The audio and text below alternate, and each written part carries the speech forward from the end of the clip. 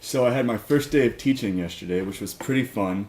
I was nervous before I got in the classroom, but once I got up in front of everybody, it really wasn't a problem. I've just kind of channeled the spirit of all the other language teachers I've ever had and just acted like they had, really. I mean, that's really all there is to it. You just talk at these little kids, and there was a text that I would have them read through, and most of them would stay awake.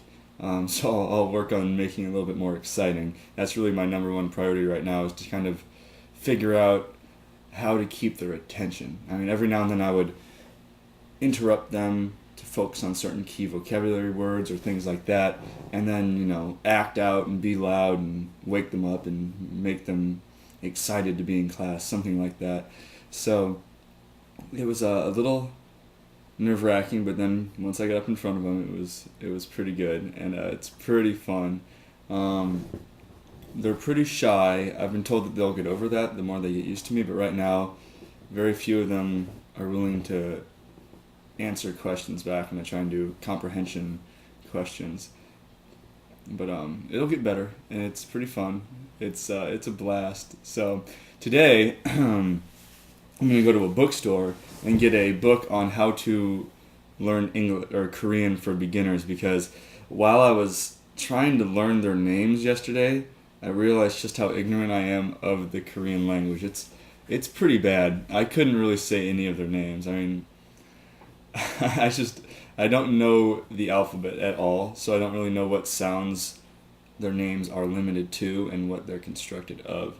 So they got a lot of giggles out of that, and I have a new batch of kids today because it alternates Monday, Wednesday, Friday, Tuesday, Thursday, Friday, and then the Friday classes join. So a new batch of kids to have realized that I can't speak Korean at all. So I'm going to try and study up as much as I can before I have to be in class, so that I look a little bit more competent. But also today I'm going to the hospital to get my physical done, so I can get my alien registration card, so that I can get a cell phone, bank account, all that stuff. So that'll be a good step. So now we're going to head down to the bookstore, and I also need to get some batteries for my remote control. So here I am, leaving my apartment now, opening the door and locking it here. This is something I neglected to include in the last video about the exterior of the apartment. So they all these little numbers and these little ringers on them. So I'm on the third floor, which really isn't as high up as you would think. The floors in this apartment aren't as large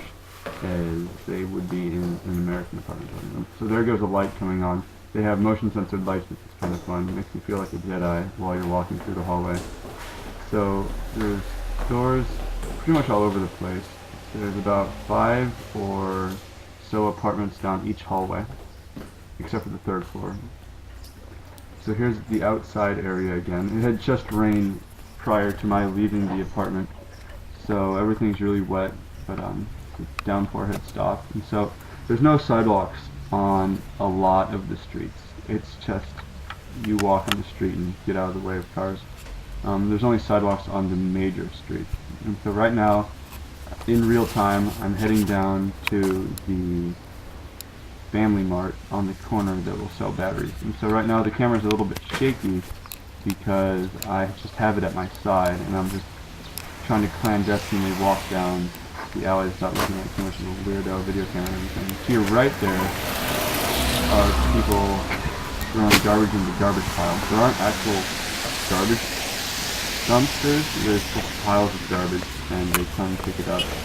I think probably once a week, I'm not really sure. So, you have to buy special bags to be able to throw your garbage away, and otherwise it's some sort of fine if they catch it, I'm not really sure. So there's the Family Mart, it's got the amenities. There's the batteries, pretty successful. Didn't throw them inside there because it's kind of weird to not when you videotape stuff. So now heading over to the bookstore, hopefully find that. Here's a close-up example of the monolithic apartment buildings that are all over Jinju City. They just, usually in groupings of about 5 blocks by 5 blocks. And here is an example of a construction site. They just have these huge walls surrounding the construction area, so you can't see in whatsoever. They're all over the place. here is just a little side street, and this is an office tell, which is, you couldn't guess, the combination of an office and a hotel building. And here I am at the bookstore, and it's pretty easy to find because there's a picture of a book on the front. So it took a little while to get there too. I got lost. And here I am, sneakily walking up the bookstore stairway with my video camera down by my hips so that no one can see me. So people talking to me, can't really hear. Now here I am, thinking I know where the book that I want is. There's the air conditioner. That's really nice. You can cool yourself off. But I ended up getting pretty lost trying to find that book. It took me a little while. It was pretty confusing, seeing as how, once again, I don't read Hangul whatsoever. No idea. It's gonna take a while. Alright, so that took like a half hour, but finally I got a book. Pretty excited. We'll see how this goes. At least I'll learn the alphabet.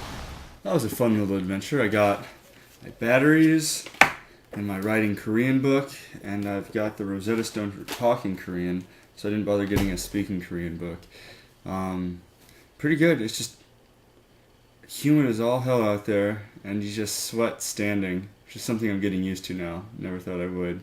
So it's fun. So now in about 30 minutes, head out to the hospital and pass that hurdle, and then pretty much smooth sailing from there, hopefully. So I'll talk to y'all then.